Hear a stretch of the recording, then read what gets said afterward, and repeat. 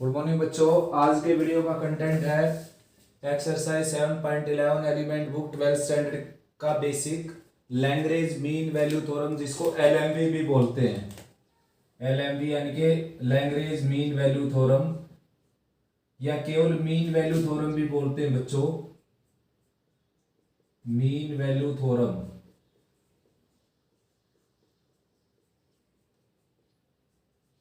ठीक है ना। तो भाई पढ़ते इसके बारे में। ये वही मैथमेटिशियन है जिसने एल हॉस्पिटल दिया था 11th क्लास में, जो हम लिमिट के क्वेश्चन किया करते थे कंपटीशन के, एल हॉस्पिटल का यूज करके। तो इसी का हॉस्पिटल था वो, लैग्रेंज हॉस्पिटल। और उनका यूज आप कंटिन्यूटी डिफरेंशिएबिलिटी 12th स्टैंडर्ड में भी कर सकते हो आप, सीबीएसई में नहीं लेकिन कंपटीशन में एल हॉस्पिटल का एल हॉस्पिटल का जो यूज है वो कर सकते हो आप कंपटीशन में। तो अब करते हैं भाई इसकी लैग्रेंज मीन वैल्यू थ्योरम को पढ़ते हैं, क्या इसकी स्टेटमेंट है और उसका प्रूफ पढ़ते हैं, ज्योमेट्रिकल इंटरप्रिटेशन पढ़ते हैं बच्चों। मोस्ट इंपोर्टेंट थ्योरम है। तो स्टार्ट करते हैं। देखो सबसे पहले स्टेटमेंट क्या है उसकी बता देता हूं मैं आपको।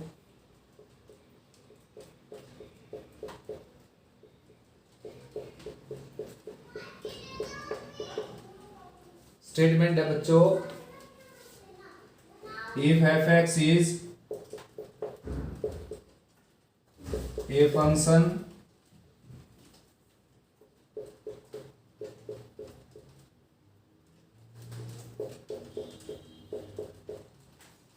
defined on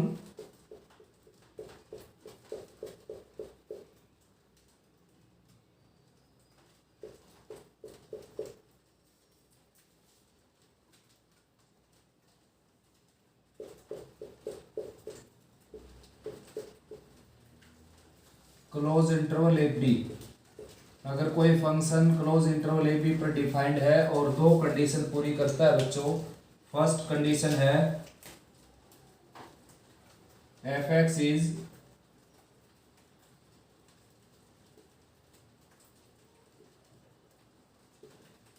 continuous on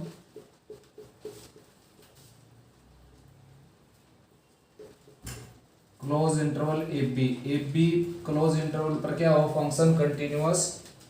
next है भाई एफ एक्स क्या हो, वेरिएबल हो साथ साथ। F x is variable on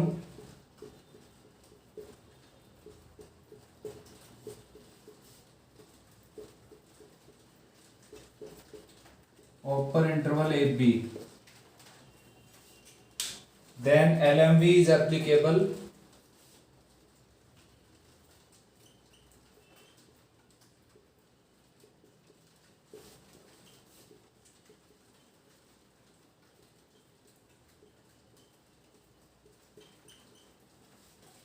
and there exists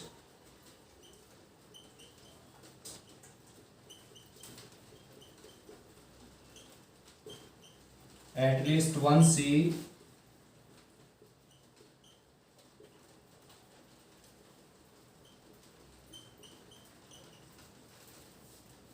belongs to A to B open interval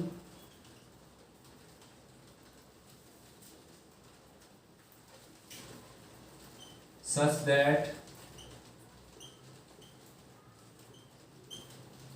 f of C prime, that is f dash C, equal to FB minus FA divided by B minus A। तो ये result है बच्चों LMV का। Simple सी theorem है बिल्कुल। अगर कोई function ए b close interval पर डिफाइंड है बच्चों, साथ साथ वो कंटिन्यूअस है क्लोज इंटरवल पर, ओपन इंटरवल पर वेरिएबल है वो फंक्शन, तो LMV एप्लीकेबल हो जाएगी, यानी कि LMV उस फंक्शन के ऊपर लग जाएगी। रोल्स लैग्रेंज ने ये कहा है कि फंक्शन के पास ये दो क्वालिटी हो, सबसे पहले वाली तो होगी भाई, वरना तो काम ही नहीं शुरू होगा। फंक्शन ही नहीं है आपके पास डिफाइंड किसी इंटरवल के ऊपर, तो उसके ऊपर काम क्या करेंगे। तो ये तो बेसिक है, तो हर किसी काम में जरूरत पड़ती है इसकी। तो चाहे आप रोल्स थ्योरम अप्लाई करने लग रहे, चाहे आप LMV थ्योरम अप्लाई करने लग रहे, या कोई भी काम करने लग रहे फंक्शन के ऊपर, ऐसा तो होना ही चाहिए वहां पर, अगर इस इंटरवल के ऊपर आपका कुछ काम चला हुआ है उसमें। तो ये मेन कंडीशन दो है बच्चों। ये तो बेसिक कंडीशन है, ये तो मोस्ट इम्पोर्टेंट यानी कि मोस्ट कंपल्सन है इसके लिए। तो दो ये कंडीशन है, अगर कोई फंक्शन ये दो कंडीशन कंप्लीट करता है तो उसके ऊपर उसकी थ्योरम लग जाती है, एप्लीकेबल हो जाती है लैग्रेंज की, और उसका रिजल्ट ये है तो वहां पर कम से कम एक पॉइंट सी ऐसा एग्जिस्ट करेगा ऊपर इंटरवल ए बी के बीच में, मतलब ए और बी को छोड़कर उसके बीच के हिस्से में, ताकि फंक्शन क्या हो जाए, उसका जो डेरिवेटिव है वो F B minus F A by B minus A के इक्वल हो जाए। तो प्रूव करते हैं बच्चों इस थ्योरम को, देखिए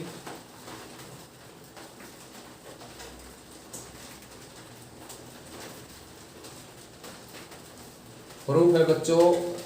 सबसे पहले फंक्शन को लेट कर लेते हैं हम, f x equal to F of x plus a x, where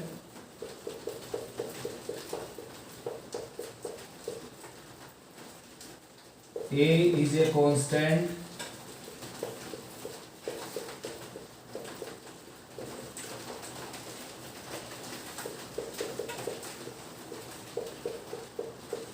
chosen such that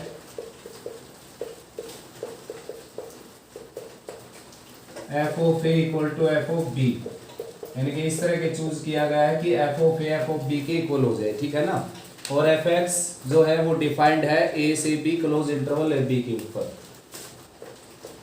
और साथ साथ ये जो स्मॉल एफ एक्स है भाई, ये स्मॉल एफ एक्स ये वाला एफ एक्स है, यानी कि ये फंक्शन कंटिन्यूअस भी है और डेरिएबल भी है, ठीक है ना। तो स्टार्ट करते हैं बच्चों, देखो सबसे पहले एफ ऑफ ए और एफ ऑफ बी की वैल्यू निकाल लेते हैं हम यहाँ से। देखो एफ ऑफ ए निकालेंगे अगर उसमें से, तो एफ ऑफ ए आ जाएगा आपका small F of A minus capital A और ए। फिर एफ ऑफ बी निकालेंगे बच्चों, ये आ जाएगा एफ ऑफ बी और minus a capital A small b. अब जैसा कि इसमें दिया गया है कि F of A F of B के इक्वल है, तो इक्वेशन फर्स्ट लेट कर लेते हैं ये, और ये सेकंड और ये थर्ड। तो सेकंड थर्ड इक्वेशन में f of A F of b equal होने का यूज करते हैं, तो इससे क्या आ जाएगा बच्चों, इससे इनकी राइट साइड इक्वल हो जाएगी। देखो f of A F of b equal है तो इनकी राइट साइड इक्वल हो जाएगी, यानी कि F of A minus small A capital A और equal to F of B minus capital A small B. तो भाई बच्चों एफ ऑफ ए को राइट में ले जाता हूं मैं, और कैपिटल ए स्मॉल बी को लेफ्ट में लिया, पॉजिटिव हो गया, minus capital A small A यहाँ पर as it is F of B minus F of A, ठीक है ना। और भाई इसमें से अगर कॉमन ले लें हम, माइनस ए कॉमन ले लें, देखो एफ ऑफ बी ऑलरेडी था वहां पर, एफ ऑफ ए को ले गया, चलो ए कॉमन ले लेता हूं मैं यहाँ से, बी माइनस ए आ जाएगा जो कि राइट में जाकर डिवीजन में चले आ जाएगा, F of B minus F of A divided by B minus A. आप स्टार्ट करते हैं बच्चों, देखो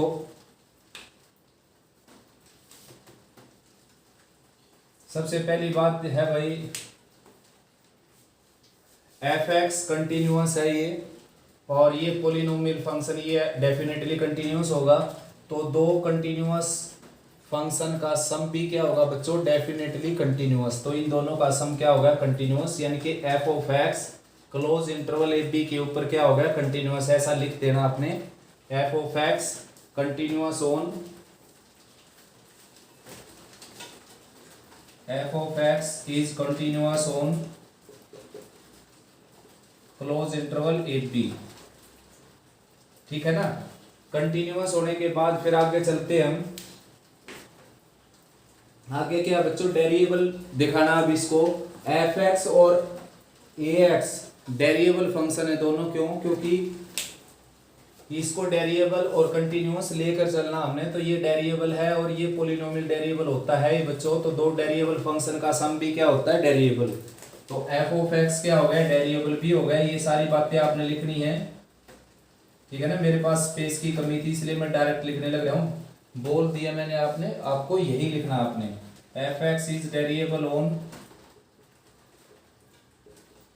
ओपन इंटरवल ए पी, और F of A F of B के इक्वल दे ही रखे भाई, ये लेट करके चले हम, ठीक है ना, अकॉर्डिंग टू अजम्पशन, अज्यूम किया इसको हमने। तो all the three conditions for Rolle's theorem are satisfied, therefore Rolle's theorem is applicable, यानी कि रोल्स थ्योरम से करने लग रहे हैं हम इस क्वेश्चन को प्रूव। तो तीनों कंडीशन पूरी हो गई तो रोल्स थ्योरम क्या होगी, applicable. All the three conditions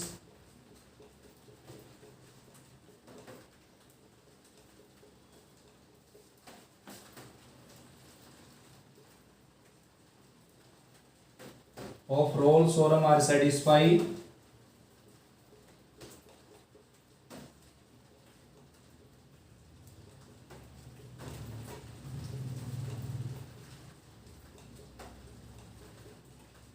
hence Rolle's theorem is applicable.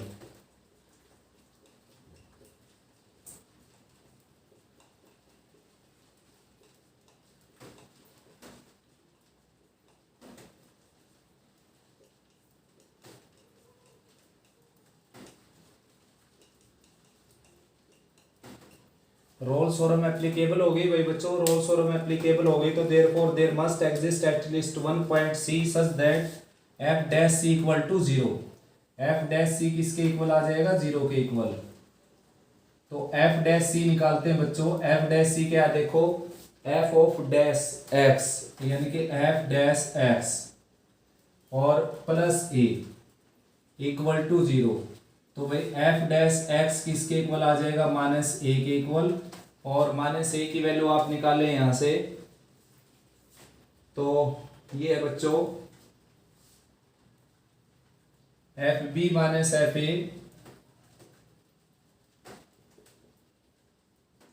F B minus F a divided by B minus a. Check कर लेते हैं थोड़ा सा, देखो क्वेश्चन को चेक करने में क्या है बच्चों कि शुरू से मैं बता देता हूं आपको। देखो स्टार्टिंग की बात ये है, इसमें थोड़ी सी मिस्टेक भी है, यहाँ पर प्लस का साइन आना था जो माइनस का लगा हुआ है। तो पहली बात ये है बच्चों कि एफ एक्स एक फंक्शन हो जो डिफाइंड हो क्लोज इंटरवल ए बी के ऊपर और कंटिन्यूअस हो क्लोज इंटरवल ए बी के ऊपर, वेरिएबल हो पर इंटरवल ए बी के ऊपर, then LMV is applicable and there exists at least one point C belongs to a B such that f dash C equal to this minus this by this minus this। यानी कि LMV जब लगेगी जब ये दो condition पूरी कर जाए आपका फंक्शन, और ये LMV का रिजल्ट है। और LMV को प्रूव करते समय आपने रोल्स थ्योरम का यूज करना पड़ेगा। तो रोल्स थ्योरम के अकॉर्डिंग जो एफ एक्स है, ये एफ एक्स जो हम ये कैपिटल जो एफ एक्स लेट किया है ये इसके इक्वल लेट किया है। तो भाई जो एफ एक्स है आपका ये क्या कंटिन्यूअस भी है, डेरिएबल भी है, ठीक है ना। और ए एक्स जो है ये एक पोलिनोमियल है तो डेफिनेटली कंटिन्यूअस और डेरिएबल होगा। तो उसके बावजूद f of A F of B के इक्वल लेकर चलना आपने। अब एफ ऑफ ए निकाला जो मैंने, देखो ये मिस्टेक की थी यहाँ पर, एफ ऑफ ए जो निकाला मैंने इसके अंदर ए पुट किया बच्चों, यहाँ पर ए पुट किया यहाँ पर ए पुट किया, तो प्लस का साइन था ये, ठीक है। ऐसे एफ ऑफ बी निकाला यानी कि यहाँ पर बी पुट किया तो ये भी पॉजिटिव साइन था। तो सब्ट्रैक्ट करेंगे, इन दोनों को सब्ट्रैक्ट किया हमने, देखो या कह लीजिए सब्ट्रैक्ट करने की जरूरत नहीं बच्चों, इन दोनों इक्वेशन की लेफ्ट साइड इक्वल थी तो राइट साइड इक्वल दिखा दी हमने, ठीक है ना। सब्ट्रैक्ट करके भी वही रिजल्ट आना बच्चों, और सब्स्टिट्यूशन जो लगाया मैंने उससे भी वही रिजल्ट आना। इनके लेफ्ट साइड इक्वल है तो राइट साइड इक्वल हो जाएगी। देखो ये राइट साइड इक्वल हो गई है, ठीक है ना। तो उसको इधर लेकर आएंगे हम, उसको इधर लेकर आएंगे, ये नेगेटिव हो जाएगा, ये पॉजिटिव था इधर, और ये राइट में जाकर ये नेगेटिव हो जाएगा।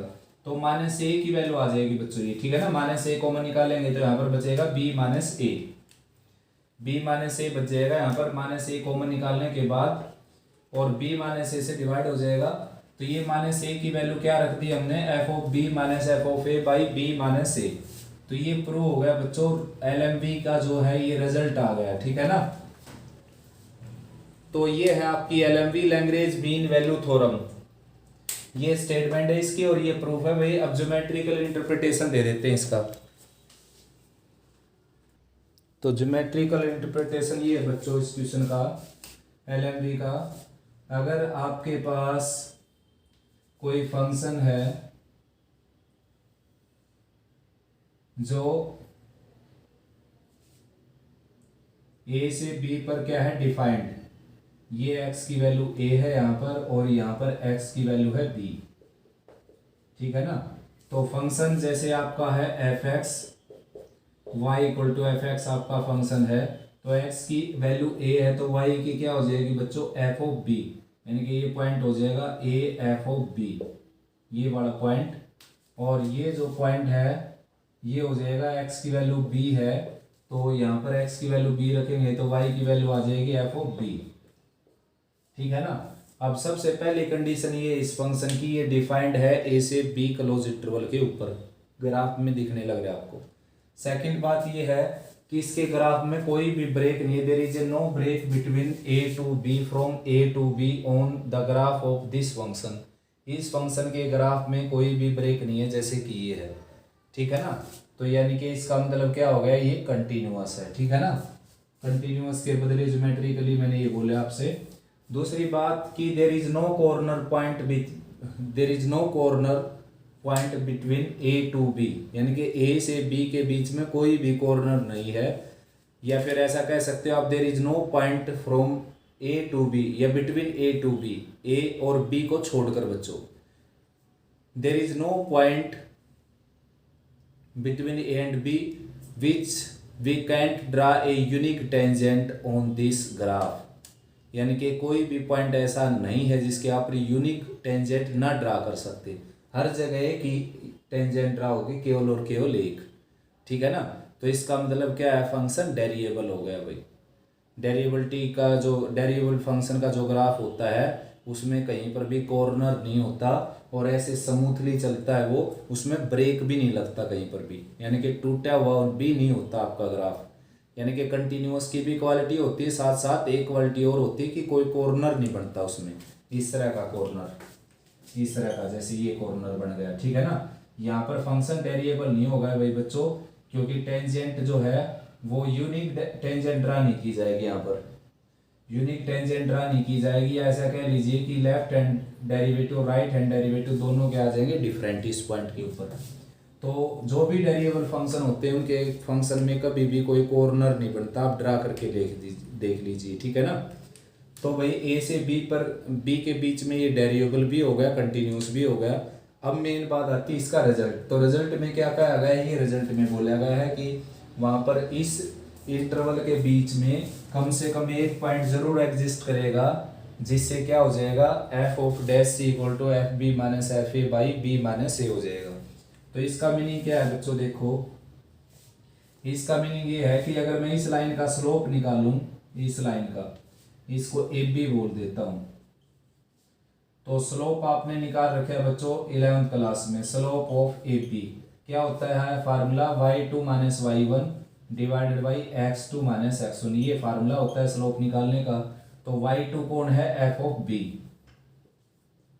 और y1 कौन है, f ऑफ a, ठीक है। ऐसे x2 माइनस x1 करेंगे तो क्या आ जाएगा यहाँ पर b माइनस a। तो ये तो किसका स्लोप होगा, line joining the end points of curve की एंड पॉइंट को जोड़ने वाले लाइन सेगमेंट का स्लोप हो गया ये। और एफ डैश एक्स किसका स्लोप होगा बच्चों, मतलब इसकी जो इक्वेशन है उसका डेरिवेटिव अगर हम ले दें तो किसका स्लोप आ जाएगा, इसकी टेंजेंट का स्लोप आ जाएगा बच्चों। इसकी जो टेंजेंट ड्रा करेंगे ना हम किसी पॉइंट के ऊपर, इसकी हर किसी पॉइंट के ऊपर जो इसकी टेंजेंट ड्रा होगी, यहाँ पर ड्रा होगी, उसका भी डेरिवेटिव, उसका भी स्लोप क्या हो गया ये, यहाँ पर ड्रा होगी उसका भी स्लोप क्या हो गया ये। मतलब कुल मिलाकर आपने इसका डेरिवेटिव करना पड़ेगा, इसकी हर एक टेंजेंट का स्लोप निकल जाएगा।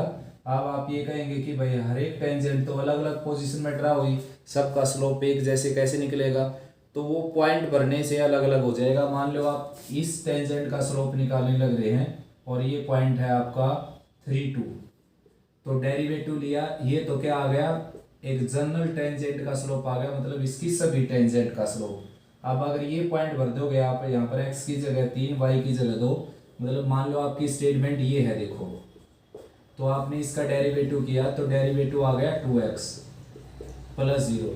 तो यहाँ पर आप x की जगह 3 रखना, y की जगह 2, y इसमें है नहीं, किसी में y आ जाता है किसी में नहीं। मान लो अगर y भी होता y स्क्वायर तो इसमें y भी आ जाता, ठीक है ना, लेकिन इसमें y नहीं है तो x की जगह 3 भरेंगे और ये आ जाएगा 6। तो ये इस टेंजेंट का स्लोप आ गया 6। अब जैसे यहाँ पर कोई पॉइंट है, यहाँ पर पॉइंट है 5 और 3, तो इसमें आप 5 3 पुट करेंगे यानी कि 5x की जगह, तो ये 10 आ जाएगा। 10 इस टेंजेंट का स्लोप हो जाएगा। कुल मिलाकर बच्चों मैं आपको बताना चाहता हूँ कि ये जो कर्व है ना, ये कर्व, तो इसका अगर आपने इसकी टेंजेंट का स्लोप निकालना तो इसका डेरिवेटिव लेना पड़ेगा, ठीक है ना। वो हर किसी टेंजेंट का स्लोप निकल जाएगा डेरिवेटिव लेने से। अब डिफरेंट हो जाएगा अलग अलग पॉइंट भरने से, जहां पर भी आपने निकाला वो पॉइंट भर देना है। तो इस टेंजेंट का स्लोप हो गया बच्चों ये। अब अगर ये दोनों इक्वल हो जाए, यानी कि slope of tangent to curve and slope of line segment joining end point of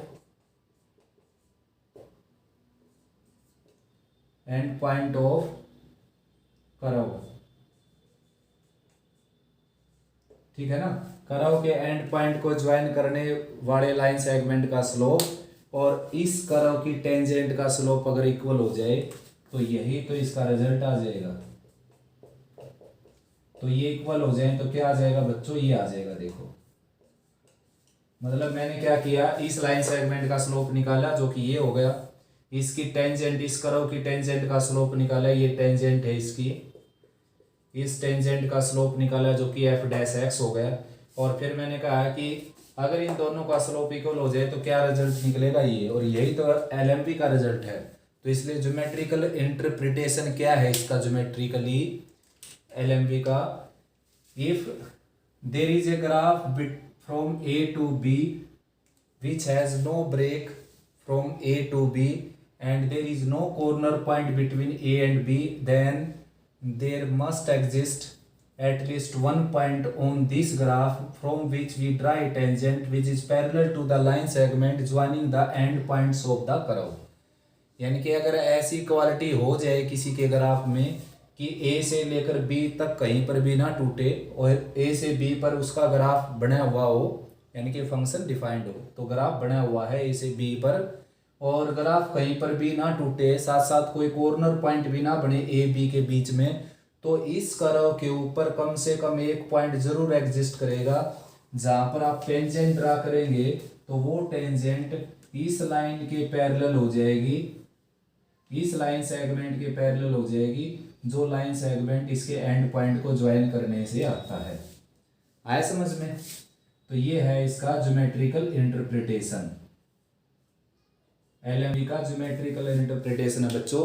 मतलब फंक्शन के ग्राफ के अंदर अगर ये क्वालिटी है जो मैंने अब ये भी बोली, तो इस ग्राफ के ऊपर कहीं ना कहीं, जैसे इसमें लाखों करोड़ों पॉइंट है, तो कहीं ना कहीं कम से कम एक पॉइंट जरूर एग्जिस्ट करेगा, जैसे यहाँ पर कर गया, जिससे क्या है, यहाँ की जो टेंजेंट है वो इस लाइन सेगमेंट के पैरेलल हो जाएगी। एक से ज्यादा पॉइंट भी हो सकते हैं बच्चों ये, ठीक है ना, एक से ज्यादा हो सकते हैं। देखो जैसे एक पॉइंट ये हो गया, इसके पैरेलल है, मान लो इस लाइन सेगमेंट के पैरेलल जो इसके एंड पॉइंट को जोड़ता है, एक पॉइंट ये हो गया, एक पॉइंट ये हो गया। देखो एक से ज्यादा पॉइंट भी हो सकते हैं, जहां पर टेंजेंट ड्रा करोगे आप, वो उस लाइन सेगमेंट के पैरेलल हो जाएगी जो लाइन सेगमेंट इसके एंड पॉइंट को जोड़ता है। जबकि रोल्स थ्योरम में क्या है, इसके ऊपर कम से कम एक पॉइंट जरूर एग्जिस्ट करता है जहां पर टेंजेंट ड्रा करें तो वो एक्स एक्सिस के पैरेलल हो जाए, इसलिए उसमें क्या है, यहाँ पर 0, f dash c equal to 0 होता है रोल्स में, जबकि LMV में ये होता है, ठीक है ना। दोनों में ये डिफरेंस है बच्चों। बड़ी आसान थ्योरम है, इसके बेस्ड क्वेश्चन करेंगे अब 7.11 में। कोई प्रॉब्लम आए तो भाई आप कमेंट सेक्शन में लिख सकते हो बच्चों।